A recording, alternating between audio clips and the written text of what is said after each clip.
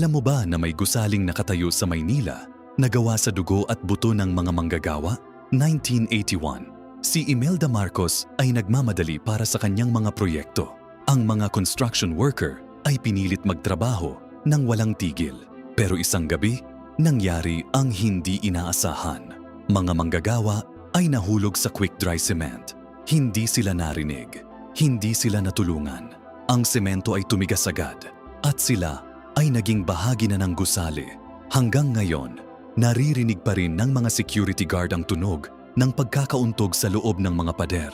May nakikitang mga lalaking naka-hard hat sa mga palapag na hindi pa tapos. Ang elevator ay bumubukas sa mga piso NG walang laman. Walang mga katawan na naibalik sa mga pamilya. Ang mga engineer ay nalilito sa mga structural anomaly ng gusali. Parang may mga parte na hindi dapat nandoon. Sinasabi nila na sa gabi, maririnig mo ang mga boses na tumutulong sa loob ng mga pader. Mga kaluluwa na hindi makakapahinga dahil sila ay naging pundasyon ng ambisyon. Huwag mong kakatok sa mga pader. Baka may sumagot.